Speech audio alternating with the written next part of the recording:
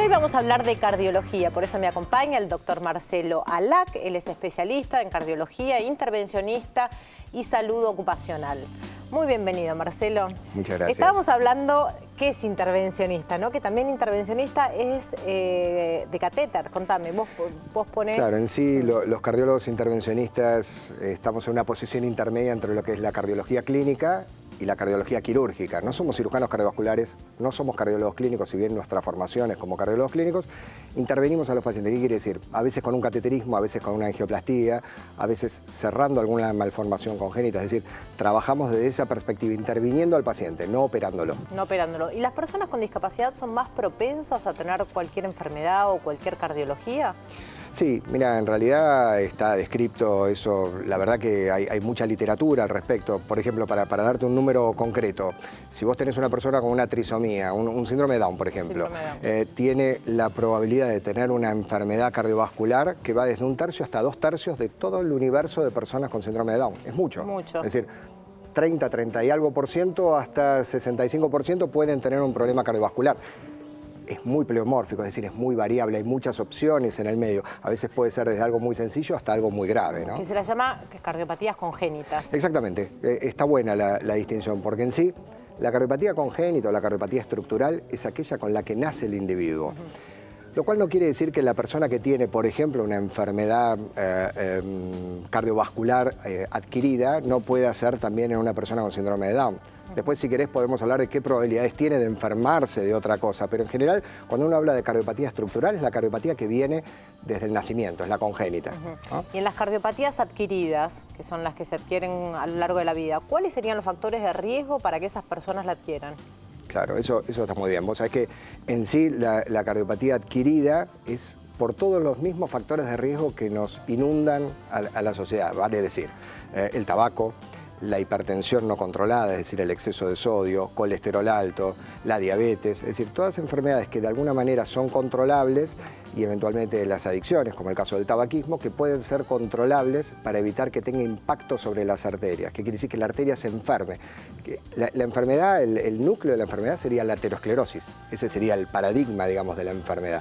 Ahora, una persona, por ejemplo, vos me decías qué probabilidades hay de tener una cardiopatía estructural. A la inversa, una persona que tiene un síndrome de Down, por ejemplo, tiene menos probabilidades de tener enfermedad aterosclerótica. Y eso está descrito porque hay toda una serie de regulación genética que hace que la aterosclerosis se manifieste con mucha menor intensidad en una persona con síndrome de Down que en una persona sin síndrome de Down. Ajá. Porque hay mecanismos protectores. Pero a pesar de que tenga una cardiopatía congénita. Claro, va por dos carriles diferentes. Es decir, a pesar de que tiene más chance de enfermarse y de tener una cardiopatía estructural, que gracias a Dios eso cambió mucho en la práctica de los últimos 30 años, ahora se va a pesquisar, se va a buscar encontrar esa posibilidad de que haya algo mal en su corazón. Antes se dilataba mucho el diagnóstico. Claro.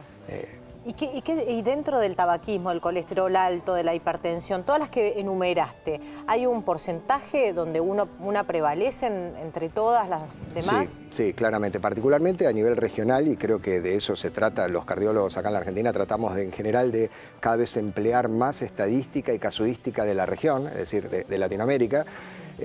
La que más impacto tiene es la hipertensión arterial. Hay muchos reportes que muestran cómo de cada una determinada cantidad de personas fallecidas por enfermedad cardiovascular, el principal factor de riesgo es la presión alta. Mucho más que la diabetes, mucho más que el colesterol alto, mucho más que otras adicciones. Es decir, uno siempre tiene la sensación que, bueno, es un poquito hipertenso, le está poniendo un poco de sal. No, estaba con la... O tuvo una rabieta y me subió la presión. Claro. ¿Y qué eso no existe, ¿eh? Vos sabés ¿no? que está... Sí, está muy... Es que en realidad está muy bien, te diría que tiene bastante buena prensa en la sociedad, que la gente dice, se puso nervioso y claro, pero la arteria no reconoce. Ana Paula está nerviosa ahora, o Marcelo está nervioso y por eso... Estoy colorada, entonces estoy hipertensa. Para la arteria estás hipertenso, ¿entendés? Entonces el impacto, lo nocivo, es igual que sea con una causa justificada o sin justificar. Claro. No existe la presión alta nerviosa. La persona es hipertensa o no es hipertensa. ¿Y cuál es la prevención? ¿Es cierto o es un mito también lo de la sal o los cuidados alimenticios que hay que tener? No, te diría que es la parte central de lo que nos cabe como cardiólogos en la población en general. Para población sana, población general, digamos, hay que trabajar mucho sobre prevención de factores de riesgo, es decir, sobre prevención de hipertensión arterial, pesquisar cuando la persona tiene diabetes, que tenga valores de azúcar controlados, que controle su colesterol, que haga ejercicio, que haga dieta variada, que incorpore todos los grupos alimenticios. Es decir, hay que trabajar mucho en la prevención para que estas cosas no aparezcan y se manifiesten. Aún haciendo todos los deberes, la chance de que una persona se enferme está. Pero el índice baja notoriamente. Baja muchísimo. Pero te diría que si es algo que podés hacer, hay que hacerlo. Es decir, frente a una persona que tiene, por ejemplo, una malformación congénita, hay pocas cosas que vos puedas hacer. No podés prevenir. ¿Sí? Claro. Pero cuando una persona, digamos, tiene una cardiopatía estructural y vos le agregás un factor de riesgo que no controlás, es decir, por ejemplo, volvamos al ejemplo, una persona que tiene un síndrome de Down y a lo largo de su vida come poniendo mucha sal. ¿Sí? Es muy probable que con el paso del tiempo y que no se controle su peso, aumente de peso, los alimentos que consuma tengan mucho sodio, bueno, todo eso va a conspirar en pro del desarrollo de más enfermedad coronaria, es decir, a la cardiopatía estructural que eventualmente podía tener, ahora se le agrega enfermedad coronaria. Claro, todo empeora. Sí, claro, todo empeora. Entonces creo que ahí es donde uno puede actuar. Claro, y la calidad de vida disminuye, incluso el promedio de vida, ¿no? Puede también... Sí, en personas jóvenes, digo, ¿los niños pueden ser hipertensos? Sí, claro que sí, claro que sí. De hecho, hasta no hace muchos años nos costaba a los cardiólogos convencer, entre comillas, a nuestros colegas pediatras que le tomaran la presión y le hicieran un electro a un niño pequeño, ¿no? Inclusive en estos screening masivos que muchas veces ocurre que los colegios piden tener una constancia. Nosotros pedimos que nos digan realmente qué presión tenía, que nos muestren en el electro. Certificado de deporte. Claro, pero eso que se haga efectivamente, si algún valor tiene el screening es eso. ¿No? Te diría que es la parte más importante. Antes decíamos cuál es la chance de que una persona con síndrome de Down tenga una enfermedad cardiovascular. Antes se tardaba casi 3 años en diagnosticarla, porque no se lo iba a buscar. Claro. Ahora esa media bajó a 1 mes y medio, 2 meses, porque se le hace de rutina un estudio que es una ecografía del corazón y te das cuenta que hay algo que está mal, hay que actuar. O sea, somos mucho más proactivos. O sea que, y en estas muertes mediáticas que últimamente anduvieron dando vueltas de chicos jóvenes, ¿puede ser un problema entonces de arteria, un problema de hipertensión? Mira, honestamente, para serte sincero, la mayor chance de un episodio de muerte súbita, lamentablemente de acuerdo a lo que demuestran las autopsias, todas las necropsias que se le hace a una persona que falleció de muerte súbita, lo que primero ves, es decir, el paro cardíaco en la calle, ¿no? El más traumático, el de la persona que está enfrente de uno y pierde tonicidad muscular y se cae. El grueso, 85-90%, es porque se tapa una arteria. Digo porque la fantasía popular, inclusive entre colegas muchas veces, dicen fue un episodio arrítmico, la persona hizo una arritmia fatal. Sí, muchas veces esa es el detonante final, aparece la arritmia, pero el problema central es que se tapó una arteria. Entonces ahí es donde hay que salir a trabajar. No importa la edad, hay que cuidarse. En el caso de edades más pequeñas, suelen incorporarse otros escenarios. Por ejemplo, una persona que tiene el músculo cardíaco quizá un poquitito engrosado de tamaño, eso se llama miocardiopatía hipertrófica, se hipertrofió, aumentó de tamaño una parte del corazón y eso puede provocar una muerte súbita en un niño pequeño. Pero a lo que voy es que todo esto se corrige fácilmente poniéndole un estetoscopio a la persona, haciéndole un ecocardiograma, un electro, son prácticas no invasivas. Claro. Contrariamente a lo que hacemos nosotros, que somos intervencionistas, esto es no intervencionista, le haces un ecocardiograma, le pones un estetoscopio. Sí, tomarse la presión, cosas muy básicas, no muy costo efectivas, que nosotros decimos tomar la presión realmente es algo muy costo efectivo, darse cuenta que una persona tiene 220 de presión, 200 técnicamente, nosotros decimos 200 milímetros de mercurio, 20 de presión, ya es mucho y hay que actuar. Bueno, esta es la idea, prevenir, cuidados, todo es posible, bajar este índice notorio de un porcentaje muy alto de enfermedades cardiológicas. Marcelo, muchísimas gracias por haber venido. Gracias a vos. Y nosotros seguimos con todos los consejos de la doctora Cotiñora. Pero muchísimas gracias, Ana. Buen día a todos ustedes en cada rinconcito de la Argentina. Y nuevamente, como todos los sábados, pretendiendo, intentando, deseando serles de utilidad y ayudarlos a evitarse algunos dolores de cabeza. Pero para esto siempre me ayuda alguien muy importante. ¿Saben quién es? Nuestro señor director. No sé quién estará en el control, pero quien sea, por favor, la primer consulta, diré. Buen día, Doc. Soy Pablo y tengo un chiquito de 8 años que se llama Lautaro. Él tiene el CUD. El problema surgió con nuestra obra social, OSECAC. El nene fue operado de otomastoiditis crónica con colesteatoma en el oído derecho, causándole una hipoacusia severa.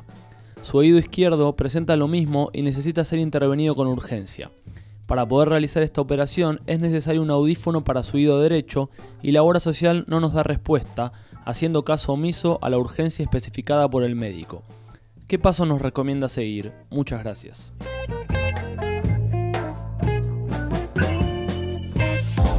Fantástica pregunta, estimado papá de nuestro nene, que necesita sí o sí ser intervenido. Y esto es muy importante que todos tengamos conciencia, y cuando me refiero a todos me refiero a ustedes, que son los representantes de las obras sociales, de las empresas de medicina prepaga y fundamentalmente del sector público de la salud, de los hospitales públicos, que a lo largo y a lo ancho de la República Argentina tienen que saber evaluar y meritar estas condiciones de extrema gravedad, porque la demora en materia de salud, gente, hace que después sea irreversible el daño. En el caso de este chiquito con 8 años, con una indicación, por supuesto, debidamente fundada y prescripta por el médico tratante, ¿a ustedes les parece, por un principio de derecho natural, demorar por una cuestión netamente de formalidad o negarlo haciendo absoluto caso omiso de lo que dice la ley? No solamente la ley de discapacidad, la 24901, que es la ley madre en materia de prestaciones básicas, ustedes ya saben, la vamos a hablar tantas veces como sea necesario, porque esta es la ley que nos tiene que regir y sobre la cual vamos a apoyar cualquier petición a un efector de salud. Insisto, cuando hay una indicación del médico, como en el caso de su hijo Pablo, lo más importante es intimar al efector de salud. En este caso, por lo que acabo de escuchar, es OSECAC. Así que los señores de OSECAC, espero que hagan de verdad las cosas que corresponden, que sepan cuáles son los pasos de la ley 23.660, la ley que regula la actividad de la obra social, y que por supuesto no desconozcan cuáles son todas las cosas y los puntos que deben cumplirse a la hora de respetar los derechos de un niño con discapacidad, que por supuesto, contando con una cirugía lo suficientemente adecuada y rehabilitatoria, vamos a lograr que ese chiquito tenga una verdadera inclusión en la escuela, una inclusión en la sociedad, una inclusión con pares. Y ahí, ¿saben qué? Nos evitamos luego tener que dar las dichosas y benditas pensiones por discapacidad, que si bien son una ayuda, no son el objetivo final cuando podemos llegar al auxilio de la rehabilitación. La rehabilitación es la llave para lograr la inclusión social, la inclusión de todos como seres humanos y como, por supuesto, futuros ciudadanos, los que son chiquitos y el día de mañana puedan ser beneficiarios de todas las cosas como el resto de las personas.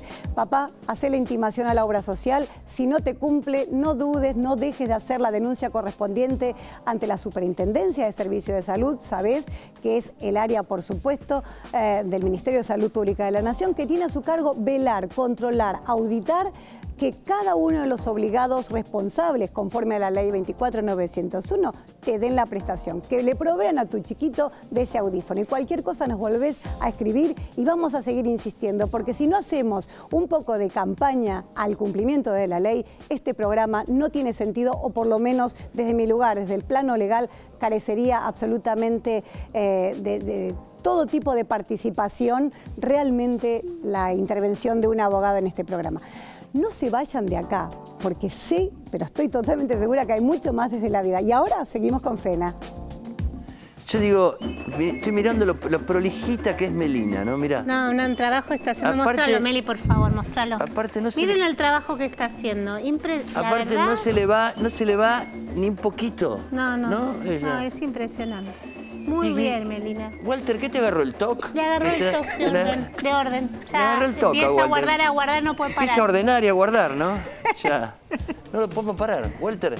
Si te quedas quieto, te ordena. No la guardes a la profesora. No, la maestra no. A esa no, y a vos tampoco. Les quiero decir que si la quieren contratar a la doctora Cotignola para asesoramiento, capacitación de los temas que ella conoce, o sea, de los temas jurídicos relacionados con la discapacidad, acá tienen los datos, acá abajo, la pueden llamar para contratarla.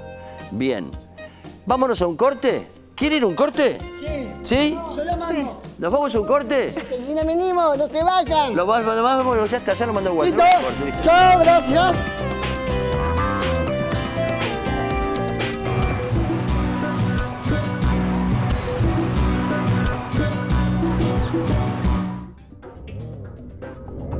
Si querés volver a ver alguna de las notas o secciones de nuestro programa, ingresá a desdelavida.com.ar, cliquea en Ver programas y selecciona nuestro canal de YouTube. Ahí vas a poder ver capítulos completos de nuestro ciclo y encontrar la información que estás buscando. También podés comunicarte con nosotros cliqueando en Contacto para dejarnos tus consultas, sugerencias o saludos. Acordate, desdelavida.com.ar. Ya volvemos.